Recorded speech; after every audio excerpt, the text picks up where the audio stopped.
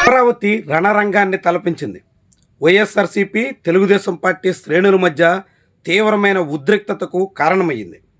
అమరావతి ప్రాంతంలో రాజధానికి భూములివ్వని రైతులను ప్రభుత్వం వేధిస్తోంది అని వైఎస్ఆర్సీపీ ఆరోపిస్తుంది.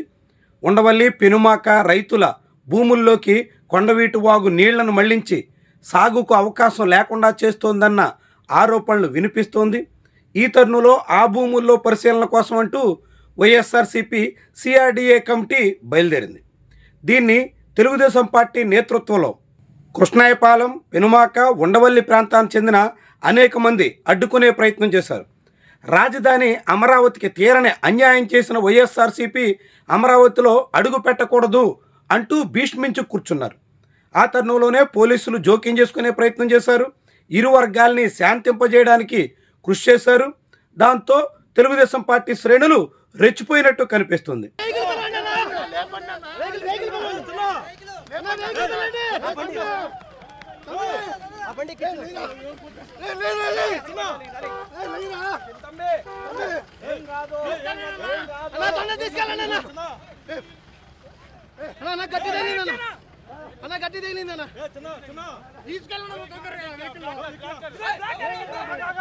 వైఎస్ఆర్సీపీ నేతలు చెందిన కారు అద్దాలు ధ్వంసం చేశారు. దాంతో ఇరు వర్గాలు తోపులాటగా ప్రయత్నం చేశాయి.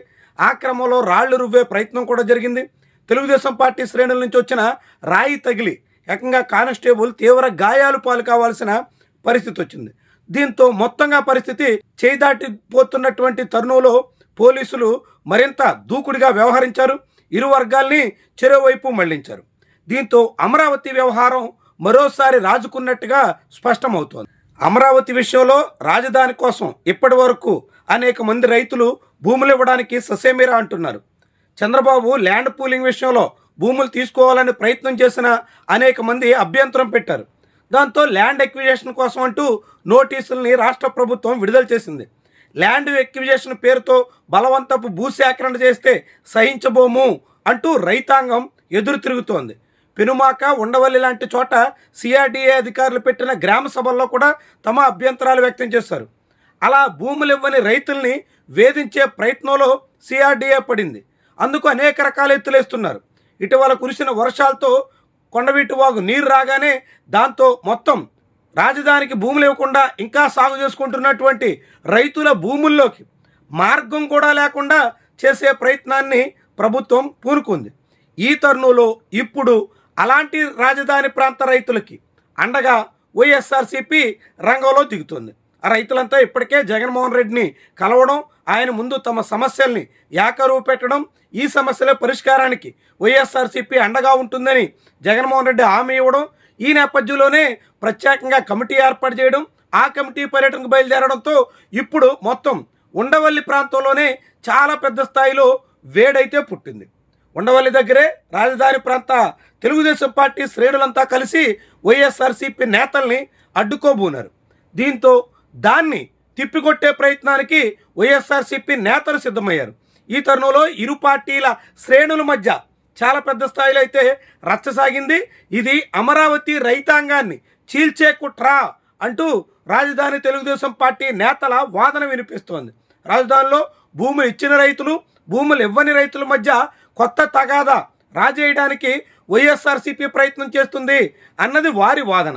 భూములు ఇవ్వడానికి నిరాకరించినటువంటి వాళ్ళ నుంచి బలవంతంగా భూసేకరణ చేస్తే దాన్ని తిప్పికొడతాం అన్నది వైఎస్ఆర్సీపీ మాట.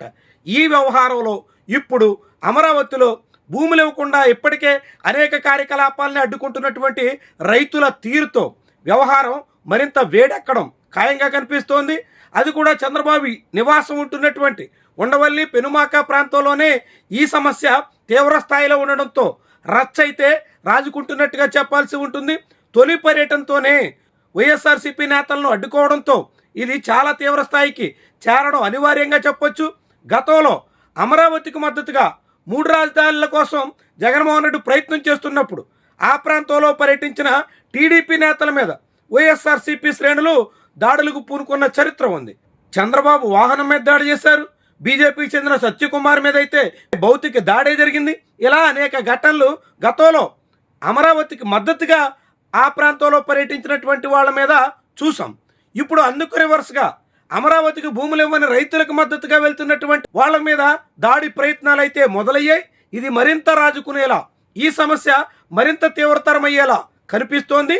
మరి వైఎస్ఆర్సీపీ కార్యాచరణ ఎలా ఉంటుంది, ఏ దిశలో సాగబోతుంది, దీన్ని బట్టి భవిష్యత్తులో అమరావతి వ్యవహారం మరింత వేడెక్కడం ఖాయమైనటువంటి అభిప్రాయానికి వచ్చేదానికైతే ఆస్కారం ఇస్తోంది.